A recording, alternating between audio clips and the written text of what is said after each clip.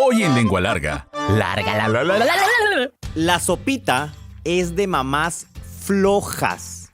Así es, flojas. Esa era la filosofía de mi mamá, una excelente cocinera en cuya cabeza no cabía la idea de que una madre de familia resolviera su alimento de mediodía y el de toda su familia con un paquete de sopa, uno de puré y una barra de mantequilla. A pesar de los 10 centímetros promedio que mide una lengua humana, todos somos lenguas largas.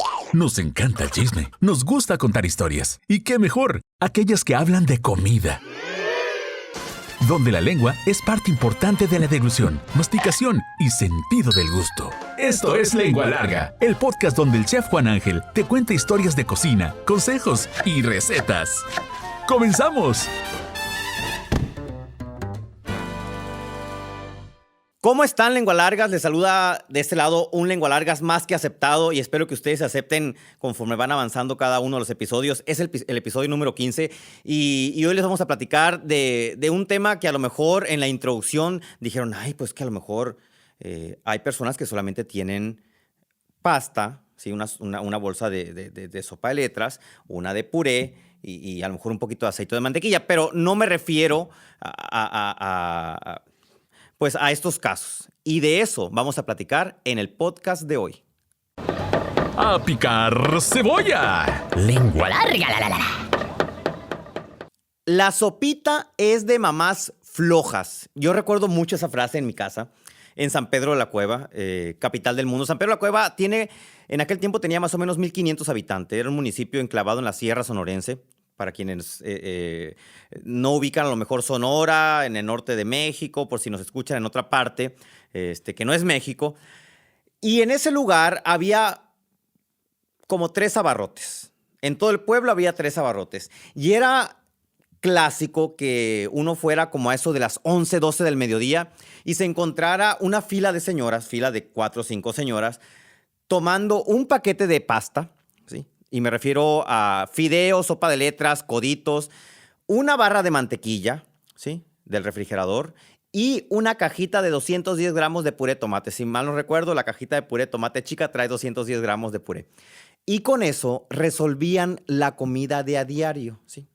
En mi casa, mi mamá tiene, de hecho, ya se ha ido relajando su moral gastronómica un poco, pero en aquel tiempo la moral gastronómica de mi mamá era muy cuadrada.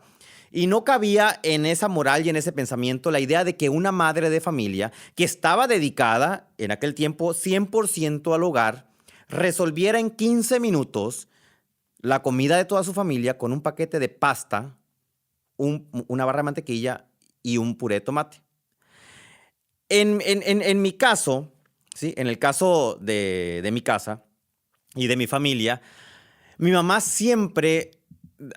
Aquí aplica el dicho, se partió el lomo, porque sí, se partió el lomo en la cocina y se lo sigue partiendo y más que partírselo, pues es un disfrute porque yo la veo cada vez que disfruta más el estar en la cocina inventando y haciendo cosas.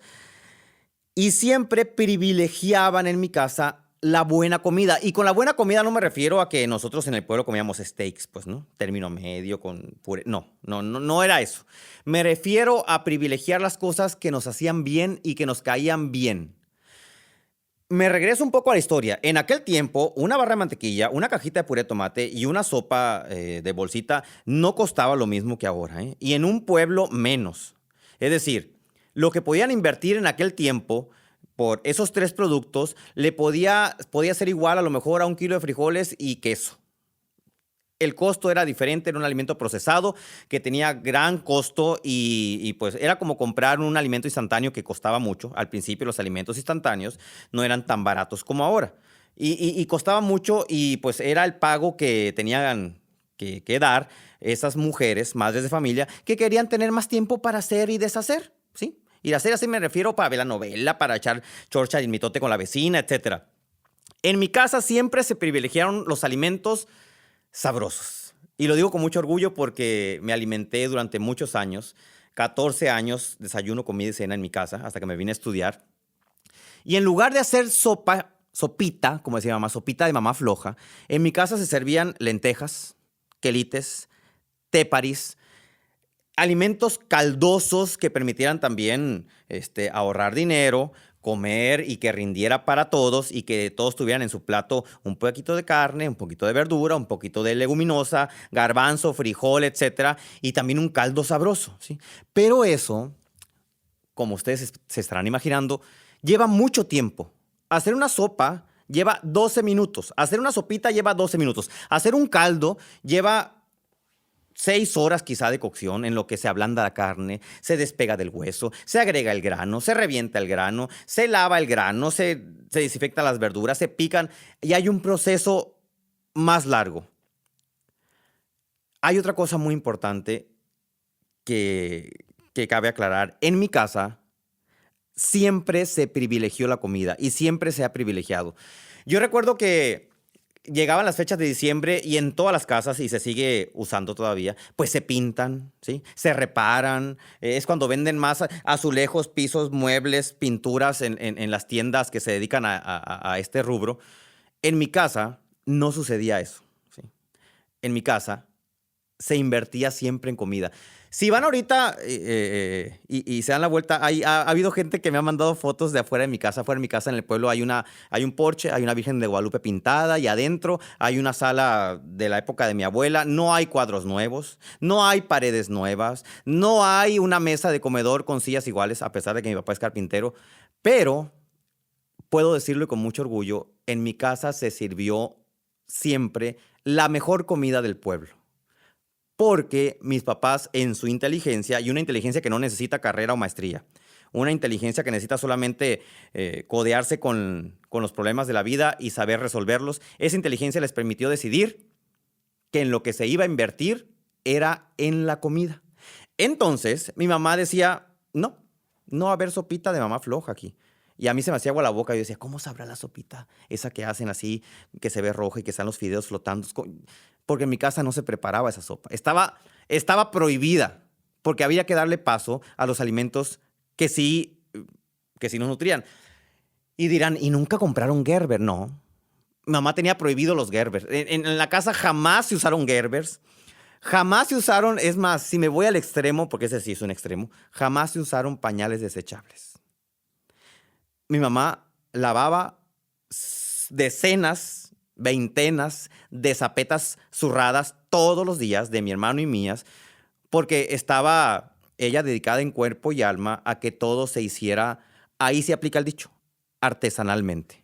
Tanto las papillas, el lavado de las zapetas, la sopita, que en nuestro caso era de verduras, y es más, en la casa siempre se servía limonada hecha con limones exprimidos y no se servían refrescos elaborados con...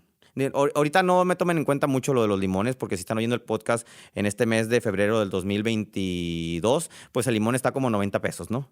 En mi casa había limones. Estamos hablando de épocas diferentes. Pues sí, van a decir, ¡ay, qué elegantes! No costaban, para empezar no nos costaban los limones, ¿no? Nos costaba nada más arrancarlos, lavarlos, partirlos por la mitad y exprimirlos. Eso era el proceso. Quizá la pasta era el referente de esa época, ¿sí? Y de ese lugar en el pueblo, donde costaba bastante, invertían un dinero que se podía gastar en frijoles con queso y no, algo más nutritivos, pero ese lo quiero usar como referente de esa época, ¿sí? Ahorita hay muchos referentes, igual que la pasta. Y yo me atrevo a decir que así como había la sopita de mamá floja, ahorita existe las Zucaritas de mamá floja. Existe la Maruchan de mamá floja. Existe un sinfín de marcas de cereales de mamá floja y son productos que no traen consigo un ingrediente muy importante, fuera del nutrimental, ¿sí? Que ahorita se los voy a decir. Son alimentos muy rápidos que nos permiten llevar a lo mejor una vida más cómoda, pero que en realidad no están nutriendo, porque nutrir a una familia implica trabajo para comprar los alimentos y también implica un trabajo para prepararlos, ¿sí? Y una felicitación para quienes sí han hecho todo ese trabajo, y empiezo por mis papás, por mi mamá y por mi papá, pero sé que hay muchas mamás y muchos papás que se han desvivido y los hijos deberían de agradecérselos y hacerles un monumento, porque es muy difícil. Se han desvivido para que los hijos coman bien, ¿sí? Para que tengan un alimento que no solamente dé placer en los sentidos, sino que también satisfaga una necesidad de nutrirse. alimentos enlatados, cuando salieron aquellos atunes con chícharo, mayonesa, casi trae chile jalapeño y la galleta salada dentro de la lata. Yo dije, híjole, esta es la nueva sopita de mamá floja. Este va a ser el alimento al que seguramente van a recurrir muchas mamás. Y ya que veía el precio de la lata, decía, órale. O sea, con lo que cuesta esta lata, me alcanza para medio kilo de frijoles y poniéndole verduras ya hago un alimento más rendidor, más nutritivo, pero que implica más trabajo hacer. Siempre nos fijamos y contamos los centavos, pero cuando se trata de alimentos, yo creo que no debemos contar los centavos. Debemos de ser generosos y yo soy de la idea, de la misma idea de mis papás, que en lo que más se debe de invertir en un hogar, y lo digo porque soy fruto de una familia feliz y bien alimentada y con un paladar educado gracias a que mi mamá estuvo haciendo muchas y diferentes comidas. Había una regla en mi casa. En 30 días nunca se repetía un platillo. ¿Sí? Sí es cierto, se hacía lentejas a lo mejor 2 veces a las semanas, pero junto a las lentejas había otro plato que no se había repetido el resto de los 30 días. Y eso llevaba consigo un gran trabajo que les cuesta mucho a las mamás y tienen razón porque uno a veces ya no sabe qué hacer de comida al día siguiente.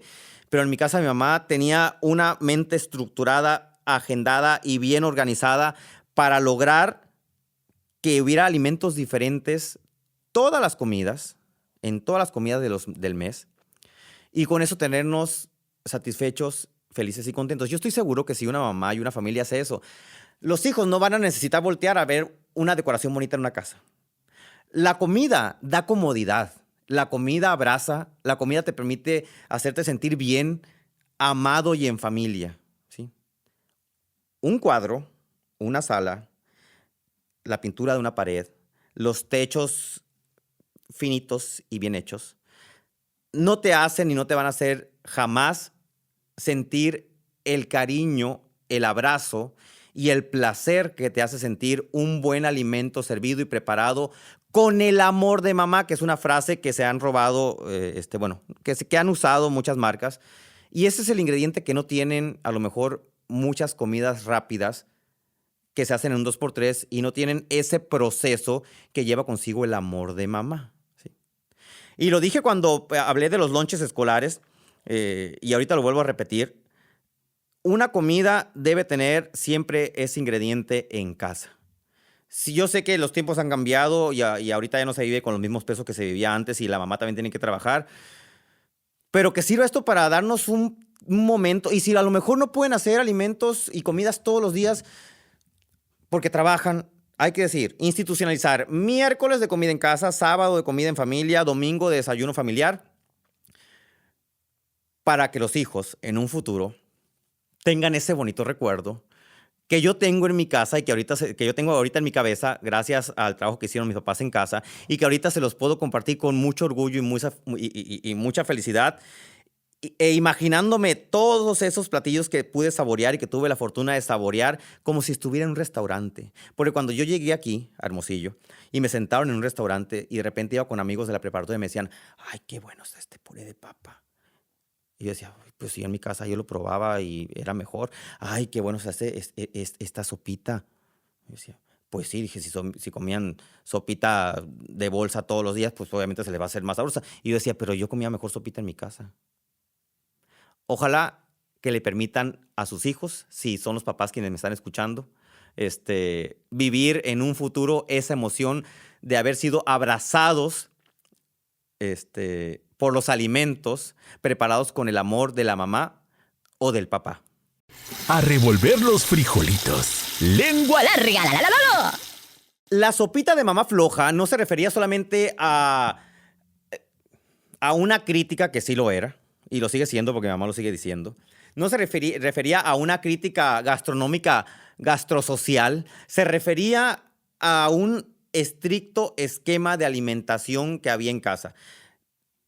No equilibrado hasta que le dio un infarto a mi papá, desequilibrado si quieren ustedes, pero sí había un estricto manual en el aire de cómo se hacían las cosas y cómo se debían de comer. Había reglas. Se comen caldos tales días Se comen frijoles en la noche, se desayuna huevo de diferentes formas en la mañana y si no quieres es lo que hay. Y ahorita me encuentro con muchas familias y muchos amigos, sobre todo cuando voy a casas de familiares o amigos, o cuando voy a restaurantes y llevan a sus hijos, y les dan la oportunidad de elegir lo que ellos quieran. No, es que yo no voy a hacer lo que hicieron mis papás conmigo, que me obligaban a comerme el caldo. Ah, pues entonces no los obligues a aprender a escribir y a leer.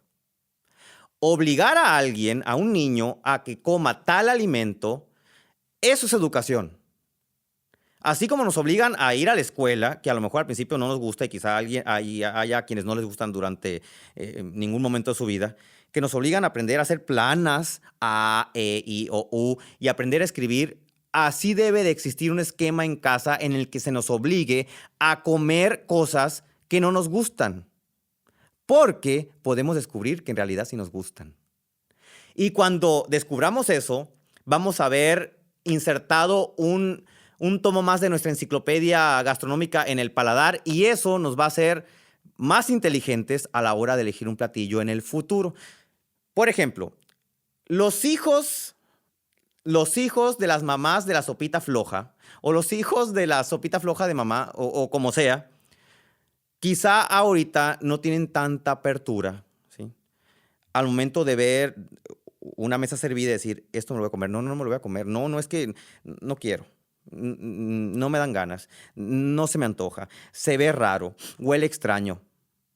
Pero la verdadera razón no es ni que huele extraño, ni que la verdadera razón es que no conocemos porque no se nos inculcó desde niños comer y explorar cosas nuevas, para tener más sensaciones nuevas y ser feliz de otra manera. Porque detrás de ese dale y dale, que hace una plana de la A, una plana de la E, pues a uno en un futuro nos ayuda a aprender a escribir, a ser más ágiles a la hora de pensar, a ser más ágiles a la hora de construir un mensaje o de comunicar. A la hora de que nos dan un plato bien hecho, con amor, a pesar de que sean frijoles con ciertas cosas o quelites con ciertas cosas, que en mi caso fue así de niño, de grandes vamos a tener una apertura más grande, válgame la redundancia, para aceptar nuevas emociones a través de los platillos. Si son papás que tienen hijos y como el hijo nada más quiere nuggets de pollo, ¿sí? Y le dan puros nuggets de pollo porque es más fácil, los metes al microondas, ya están un chorro de salsa cápsula y se acabó. Quizá ese niño en un futuro termine comiendo puras hamburguesas, puras pizzas, puras cosas precocinadas, y no sepa apreciar el sabor de una, no me voy a ir muy lejos, de una caguamanta, de unos tacos de barbacoa, de unos burritos de frijoles con un queso diferente, de una pizza que a lo mejor tiene otra salsa y otro queso, ¿sí? Y eso es educación y se empieza desde casa. Y es por eso que mi mamá decía la sopita de mamá floja. Porque era floja para hacer, no solamente para hacer comida, era floja para educar el paladar de la familia. Échale queso. Lengua larga, la, la, la, la. Cabe aclarar que en mi casa sí se comía pasta, ¿eh? Claro que se comía pasta y nos encanta la pasta. Pero no se comía la sopita de mamá floja. La pasta que se comía era un espagueti a la boloñesa. No sé de dónde sacó mamá la receta. No tenemos árbol genealógico perteneciente al Mediterráneo, ni a Italia, nada por el estilo. Ni mis papás habían viajado en ese momento a Italia tampoco. Ni éramos los dueños de una empresa de pasta tampoco. Ni había libros de recetas en mi casa, salvo el de la biblioteca que les conté hace algunos episodios pasados. Pero de algún lado, mi mamá sacó la receta del espagueti a la boloñesa. Y era la única manera en la que se comía pasta en mi casa. ¿Sí? El espagueti a la boloñesa no es como el que conocemos ahorita, que va a un restaurante y pues tiene muchos vegetales, tiene a lo mejor muchas hierbas de olor, porque obviamente se tenía que tropicalizar, aunque la palabra no exista, tropicalizar, se tenía que llevar a cabo en la cocina con los ingredientes que había en el pueblo. Un pueblo que estaba separado de la capital por una carretera de 7 horas de terracería en un camión que nos llenaba de tierra la cara, ¿no? Entonces, no había mucha opción y teníamos que hacerlo con lo que había ahí. Entonces, mi mamá, no sé dónde sacó la receta, y cada vez que nos portábamos bien o nos sacábamos 10 en la escuela, las opciones eran hamburguesas o espagueti a la boloñesa. Cuando era mi hermano, el que se sacaba 10, siempre pedía espagueti a la boloñesa. Cuando era yo, siempre pedía hamburguesas. Pero les voy a pasar la receta del espagueti a la boloñesa que hacía mi mamá, que era la forma en la que comíamos pasta sin ser la sopita de mamá floja. Número 1. Para hacer el espagueti a la boloñesa, mi papá tenía que echarse un round con el carnicero, que era el mismo dueño de la vaca y que era también quien vendía la carne, para conseguir la pieza para molerla, ¿sí? Es decir, se mataba 2 vacas o se sacrificaban 2 reses, es más correcto, a la semana en el pueblo. Entonces, toda la gente quería, pues, la cola, las costillas, bla, bla, bla, bla, bla, de la res. Y nada más había una cola, 2 costillares, etcétera, ¿no? Un hígado, un corazón. Entonces, mi papá apartaba con tiempo el pedazo de carne, lo llevaba a la casa. Una vez que había triunfado, lo había conseguido y lo había jaloneado entre alguien que también quería 1 kilo y ya después le había dado la mitad y él se quedaba con la otra mitad. Lo metíamos al molino. Yo me acuerdo que hacía ese proceso, el molino rojo, marca Estrella, si mal no recuerdo. Y le dábamos vuelta, la volvíamos a pasar por el molino porque la carne era muy dura. Unas 3 pasadas por molino, ¿no? Y luego mi mamá la guisaba. La guisaba en aceite, no de oliva. No existía en aquel tiempo en nuestro brevario cultural aceite de oliva. Y la guisaba, le ponía cebolla morada picada, de ahí viene mi gusto por la cebolla morada, que le quiero poner cebolla morada a todo. Ajo machacado, en mi casa no se pica el ajo, se machaca, en la casa de mi mamá. Machacado y se guisaba todo. Y ahí vertía 2 cajitas de puré de tomate. La cantidad de carne era más o menos como 800 gramos de carne, ¿sí? Era la pulpa bola. Después de guisar la carne se ponía cafecita, le echaba la cebolla, le echaba el ajo machacado. Para 800 gramos, una cebolla, 800 gramos de carne, una cebolla, unos 3 o 4 dientes de ajo grandes. Sabrán que en mi casa pues les gustaba mucho el ajo, si no, escuchen el episodio anterior. Y luego vertía 2 cajitas de puré de tomate, 1 cucharada de orégano que lo restregaba con las manos, así lo molía para que cayera todavía con los aceites esenciales del orégano recién salidos por el frote de las manos. Le agregaba 1 cucharadita de azúcar. El azúcar lo que hacía era darle ese sabor a ragú a la salsa. El ragú que viene en los frascos tiene un sabor dulzón que a mí me gusta mucho. No había ragú y mi mamá de algún lado sacó la idea, no sabe de dónde, ya se lo pregunté, y le ponía azúcar a la carne para que tuviera ese sabor a ragú comercial.